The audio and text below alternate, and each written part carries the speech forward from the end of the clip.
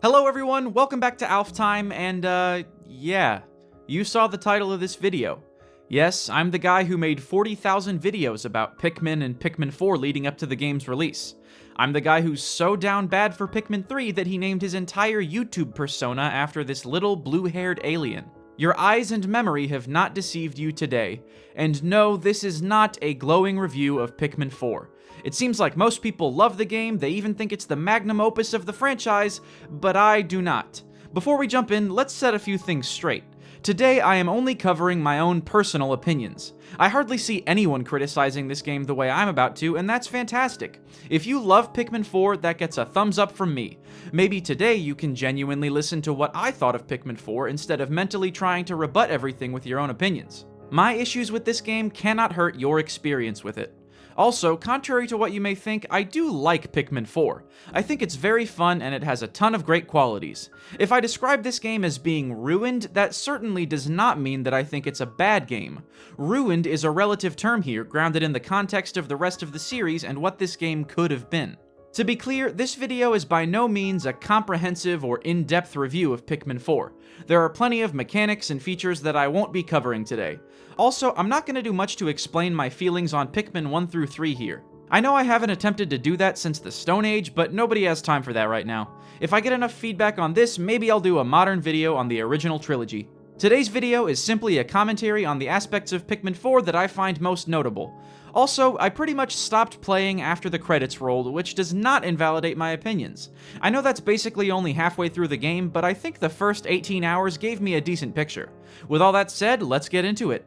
I'm about to tell you exactly why I was disappointed with Pikmin 4. Pikmin 4 is a decently big game with a ton of great qualities. First and foremost, this game is absolutely gorgeous. Pikmin 3 was pretty, but it still had certain visuals that were clearly originated for the Wii. Pikmin 4 is decisively and finally a true HD Pikmin experience. The grass, the dirt, the plants, the rocks, it all looks amazing. These environments are the most realistic looking thing I've ever seen in a Nintendo game. Pikmin 4 also makes unique use of lighting and perspective compared to the first three games, and I think this is really where the visuals became phenomenal. More than ever, you can actually see the sunlight move and change colors throughout the day. This game also has a slightly different camera than its predecessors, allowing you to view things from closer to the ground. You really get to feel like you're a tiny space captain, and you seem absolutely microscopic compared to this giant world. All these visual elements come together to make what is possibly the best-looking Nintendo game I've ever played. Not every environment looks fantastic, and certain faraway details had to be scaled down quite a bit, but these are small issues. Maybe something like Breath of the Wild is prettier in an artistic sort of way, but Pikmin 4 takes the cake in terms of raw, natural beauty. Another new thing that I sort of like is the control system. This game brought back the idea of locking the cursor to your captain, now only using gyro aiming when you're actively throwing Pikmin or using your whistle. This took some getting used to, but I think it's a fine enough solution. The main reason this works is actually because of a new targeting feature. Pikmin 3 Deluxe allowed you to lock onto enemies and objects with a button press, and this made it way more convenient to aim at stuff. Pikmin 4 takes this concept to a whole new level by having your captain's aim automatically lock onto any target when it gets in your throwing range. You basically can't miss any throw at anything anymore, and I'm kinda mixed on how I feel about this. What we basically have here is a Pikmin control scheme where you, the player, don't really aim at anything. You just get close enough and the game aims for you. This definitely removes some nuance, but I don't mind that too much. At the very least, it's convenient. It can get a little annoying to deal with when there are multiple potential targets on screen, though. But hey, combat is a little harder in this game. Definitely less forgiving than 3 in terms of Pikmin deaths, so maybe the new aiming system balances things out. The controls have been streamlined in a few other ways too, and I am not mixed on these. If you're spam throwing Pikmin at something to carry it, the game will stop your throws automatically when you've thrown the right number. If you walk up to a group of idle Pikmin, they'll all join your party without making you awkwardly walk around and bump into each of them individually. Charging or dismissing your Pikmin does so by color in a new and extra convenient way. I'm sure there's more that I'm forgetting, but the point stands. This game controls more smoothly than I ever thought Pikmin could. There are a few quirks, and I still might prefer Pikmin 3's controls out of sheer experience, but I can't deny the truth. Pikmin 4 has the best controls in the series.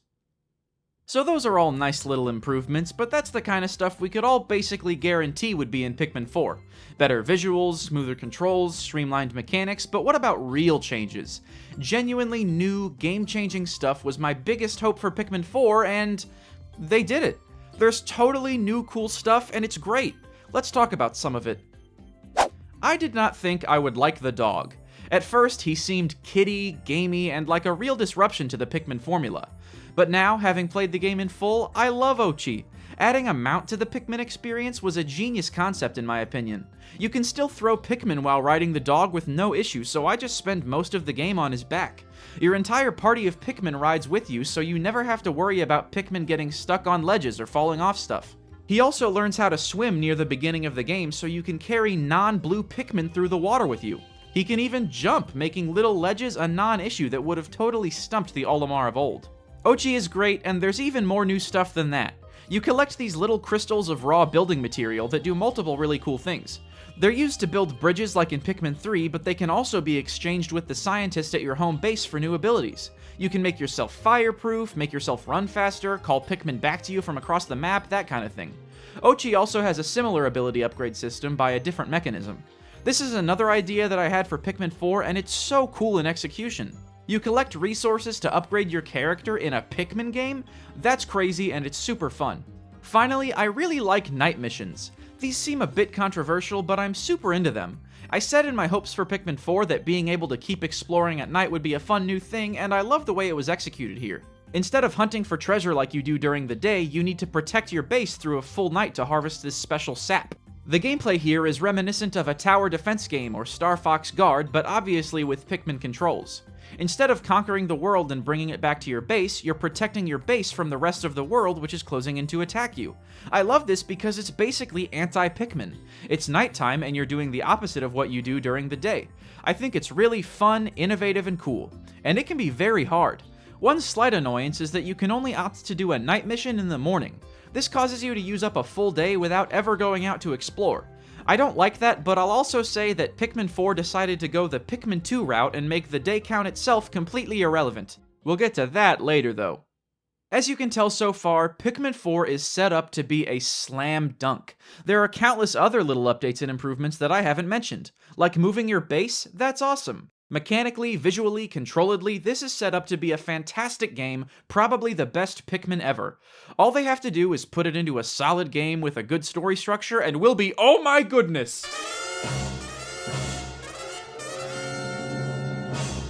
Yeah, this is where Pikmin 4 really lost me. I love the mechanics and everything, but the way they actually set up the progression, the story, and yes, the vibe of Pikmin 4 is a gargantuan disappointment to me. Let's start with the smaller stuff. I think it's extremely cool to upgrade your abilities throughout Pikmin 4 using the items you collect. However, I think they kinda took it too far here. Some stuff, like fire resistance and Ochi's bite strength, I totally get. But other stuff, like the Go Here feature, was in the last game. Some of these abilities feel like they're held back at first just for the sake of making you unlock stuff. Worst of all, in my opinion, you have to upgrade your maximum Pikmin count slowly over the course of the game by collecting Flarlick. At the beginning, you can only have like 20 Pikmin on the field at once. Each Flarlick adds 10, so you kinda spend most of the game with a limit of 30 to 70 Pikmin on the field. I know Pikmin biology has never been super consistent across different games, but this change just feels wrong to me. I understand that they wanted to limit the player initially and have them grow over time, but I really don't like this. It just makes me feel like I can't get anything done. I also ended up spending most of the game being unable to breed all but like 2 of my Pikmin types. Pikmin that you can't reproduce are a big no-no in my book, but we'll get to that in a second. Either way, all this ability withholding combines to make the beginning of the game feel incredibly slow. If I'm being honest, I felt like I was still in the tutorial for half of Pikmin 4. That feels miserable and it's a very big issue for me. Another big flaw in my opinion is the return of caves. These were in Pikmin 2, and I know lots of people love them, but I think they fly in the face of what makes Pikmin great. For starters, time doesn't pass down here. I know it sort of does in this game a tiny bit, but it really doesn't. You cannot see the sundial when you're underground, and the day will not end while you're in a cave. Strategic time management? Nope, you can spend as much time as you want down here. I'm never one to argue for arbitrary time limits in games, but Pikmin 1's day system is a big exception to that. Pushing the player to move efficiently within the constraints of a solar day feels natural and rewarding, and the caves do not provide that. What's more, the caves just feel like challenge maps to me. Beat the first floor, then beat the second one, just keep going in order until you found everything. It's like a minigame that they decided to throw into your daily activities. Lastly, I hate the return of cave-specific Pikmin types. Purple Pikmin, Rock Pikmin, and a couple others can only be obtained in limited quantities when you find them in a cave. Like I said before, the game also limits your access to every non-red Pikmin type early on. A key pillar of the Pikmin formula is collecting pellets and enemy bodies to multiply your troops, and it's just absent from most of this game. Apparently you do eventually gain the ability to breed every Pikmin type in the post-game, but that's too little too late if you ask me. You cannot reproduce most of your Pikmin types for many hours. I hate this because it takes all the control out of my hands for those varieties. If a bunch of them die, I can't go collect enemy bodies to make more. What this inevitably leads to is me purposely only using reproducible Pikmin for stuff unless I absolutely need someone else, because why would I risk losing a non-renewable resource? That's not good, that's not fun, and that's not Pikmin. And that's 3 strikes for caves in my book. I hated them in Pikmin 2, and I still think they're bad here. Caves actively make whatever Pikmin game they're in markedly worse if you ask me. So far, I'd be slightly unhappy. Not great, but maybe some people even think those are good qualities of Pikmin 4. The caves alone would probably make this game inferior to Pikmin 3 in my head, but that's beside the point. However, I'm about to cover what I think is the most egregious, glaring flaw in Pikmin 4. The vibe. Vibe is such a complex, widespread, and subjective thing that permeates every aspect of the game in different ways, but I'm gonna do my best to explain it here. For one thing, I'm unhappy with the way the main story is structured. You and your crew of rescue buddies crash land onto the Pikmin planet on your way to saving Captain Olimar. I'll note that it's getting a little narratively stale to make another game about Olimar getting stuck here again, but I guess I shouldn't complain about a Nintendo game reusing old story elements. So whatever, the rescue squad got separated when we crashed, and wouldn't you know it, we've got to reunite the team. Additionally, there are dozens of other civilians stranded here in need of saving. While we're rounding up the castaways, our spaceship is in dire need of more energy. Reminiscent of Pikmin 2, the world is full of treasures containing sparklium, which powers our ship. I don't love the ambiguity of the sparklium system. In Pikmin 1, you collect ship parts because your ship fell apart. In Pikmin 3, you collect as many different fruit varieties as you can because your home planet is in the midst of a famine. Pikmin 4 has you gathering sparklium-filled treasure because the game said so? I don't really know. Nintendo clearly just thought it was fun to collect real-world objects in Pikmin, and this was the way they chose to implement that. It doesn't feel as organic as I'd want. I just grab stuff and the game tells me how much sparklium it's worth. Not a very concrete thing to work toward. My biggest problem with this structure is that, as you may have noticed, nowhere in that story synopsis did I indicate any sort of time constraint on these activities. There are still days and everything, but you can spend as many days as you want here. Even if I never, ever came close to running out of days in Pikmin 1 or 3, the thrill of using as few days as possible was a huge draw for me. Each day was the same length, and it made narrative sense to have a limited number of them. But like in Pikmin 2, Pikmin 4 does not limit your days on this adventure. And like I said before, caves effectively stop time from passing, and night missions unnecessarily eat up a day that you never even used. There are multiple elements in Pikmin 4 that actively encourage me to stop caring about the number of days I've used. That's a huge disappointment, and it hurts a lot of what I love about Pikmin. All in all, the way this game's story and goals are set up left a bad taste in my mouth throughout my entire playthrough. The vibe was extremely off. I always found myself getting annoyed with the ambiguous goals and lack of urgency. Even if me and my crew have enough supplies to last here forever, couldn't we have added something to make the days count? Olimar's out in the open, and his life support can only last 30 days. Something like that? Either way, I was disappointed. Unfortunately for Pikmin 4, my disappointment and the bad vibes run much deeper than that. You know how I said you get separated from your 6-person team and slowly reunite with them? You're like the new guy on the job, but they never come out on missions with you. None of them. Your character is brand new to this profession. They're constantly calling you new blood and stuff, and they just let you do everything. All the rescues, all the treasure, every battle, saving Olimar, it's just you. Not even the adventure guy helps you out unless you die at night and ask him. Remember Pikmin 3 when you had 3 captains to control and you could use them strategically to do multiple tasks at once? Not anymore. Everyone you rescue just stays at your little base camp doing who knows what all day. Okay, but maybe limiting the player to one captain and the dog was part of their plan? Maybe this is supposed to be a strategic limitation? Maybe I could get behind the idea of being left alone for my adventures like in Pikmin 1, but they don't leave you alone. Like, at all. Ever. While you're off in the dangerous world being the only professional rescuer who's out accomplishing things, your team is watching you on like a Zoom call or something. I guess you have a camera in your suit, so they can somehow see what you're doing?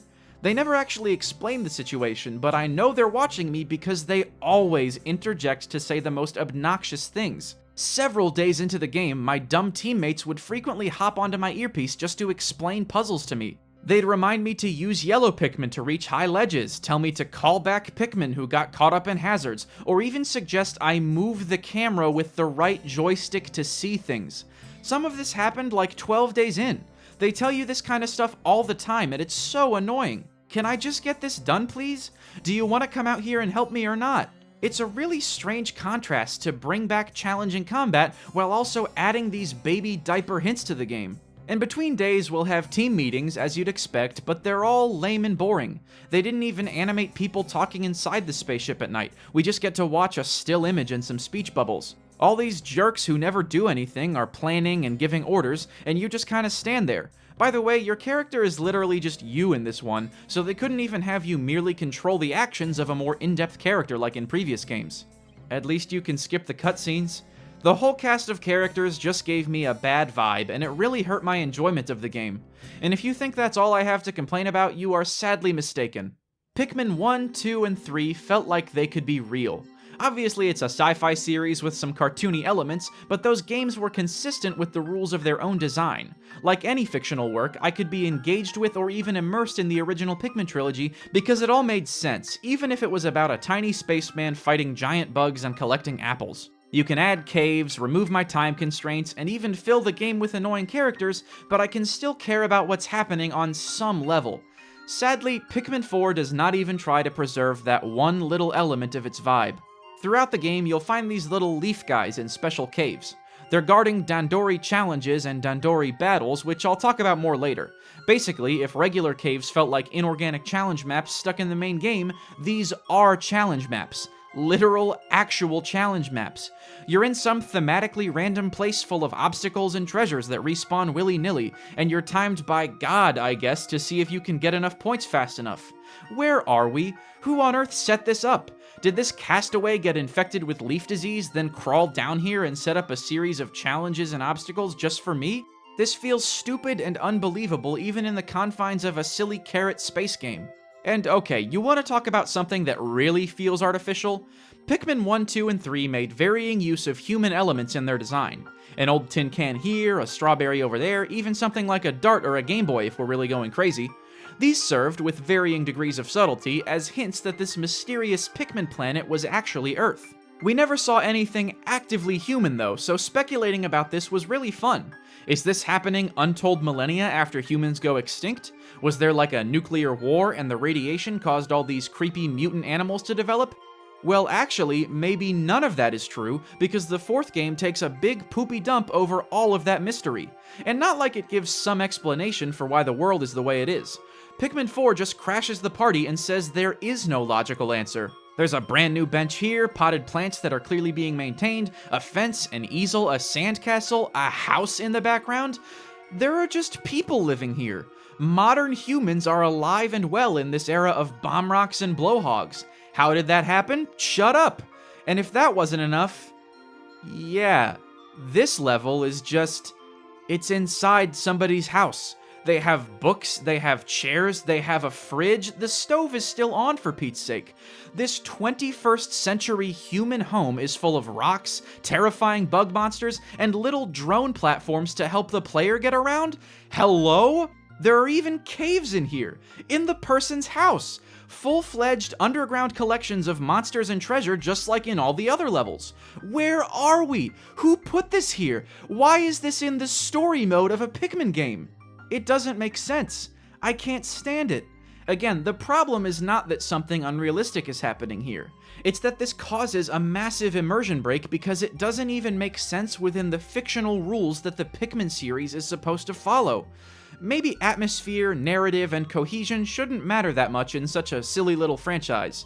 But for me, in Pikmin, this is everything. If I can't relate to my character and his or her goals, if I don't feel like I'm accomplishing something that's real, why even bother? Pikmin taking place on Earth worked before because it was just vague and detached enough to seem plausible in some future alternate timeline. But this house level doesn't make any narrative sense to me. It feels like it was meant to be weird and quirky for the sake of being weird and quirky. It takes me out of the experience to a ridiculous degree. That is a bad vibe. What I've covered already is enough to make Pikmin 4 a huge disappointment and a bottom 2 Pikmin game in my book. And the final nail in the coffin? It's actually this, Dandori. This game's entire thing, its whole identity, is Dandori. Strategic use of time and resources to accomplish your goals as efficiently as possible. Before you get on my case about this, I will wholeheartedly agree that Dandori is what Pikmin is all about. It's at the heart of the series, and it's always been what makes it so interesting and fun. Strategic Pikmin management is what my soul longs for. But have you ever heard of the principle, show don't tell? Maybe you see where I'm going with this.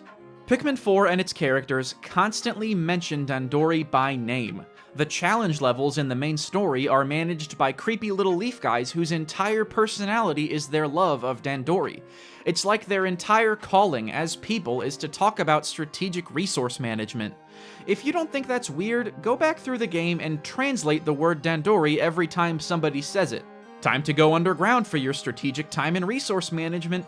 Hey, don't forget about strategic time and resource management on today's mission. Like, I know. That's what all the Pikmin games are about, and it's what I was gonna do anyway. It feels silly for everyone to be talking about it so much.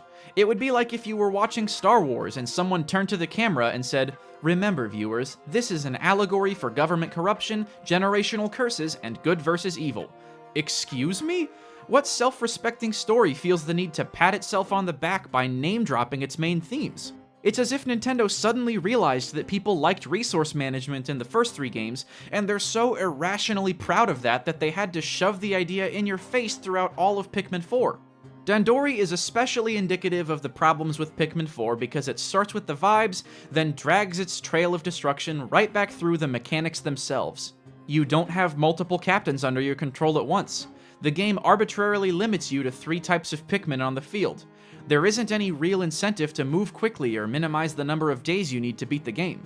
These 3 factors combined too, with deep irony, give Pikmin 4 the worst application of Dandori in any mainline Pikmin game.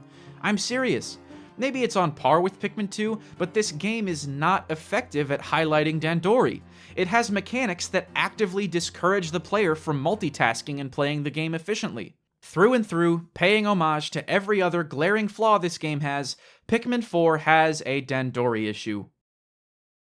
And those are my problems with Pikmin 4. Mechanically, the game is brilliant. Its controls and gameplay elements really set it up to be a masterpiece, but the vibe of it all ruins the experience for me. It's Pikmin with none of the subtlety, none of the immersion. It tries to be weird just for the sake of being different. Pikmin 4 has the aura of Mrs. Carruthers from Full House. If I had to sum it all up, I'd say that Pikmin 3 was the real Pikmin 1 sequel in a spiritual, ideological sort of way. Unfortunately for those with my disposition, Pikmin 4 is firmly Pikmin 2-2. It lacks a day limit, it brings back caves, it has an overarching goal of collecting lots of some MacGuffin through countless little treasures, and it even has a post-game that's about as long as the main experience. But I don't really want to bother with playing that. In fact, I don't think I want to replay Pikmin 4 at all, which is perhaps the biggest tragedy here. I don't want to jump back in with none of my abilities and deal with my annoying teammates through the 10-hour tutorial. If you love this game, I'm glad. It seems like this is most people's favorite Pikmin. That's awesome. Do things really pick up in the post-game and I was just supposed to get through the first 20 hours without losing steam? Go ahead and tell me about it in the comments. Maybe I just went into this whole thing with a bad attitude, blinded by my love for Pikmin 1 and 3. Maybe I got so caught up in the game I wanted this to be that I can't appreciate it for the game that it is. But I, for one, am tired of Pikmin 4. I am very disappointed that this is what we finally got after so many years of waiting. At least it's just a video game. Have a good day.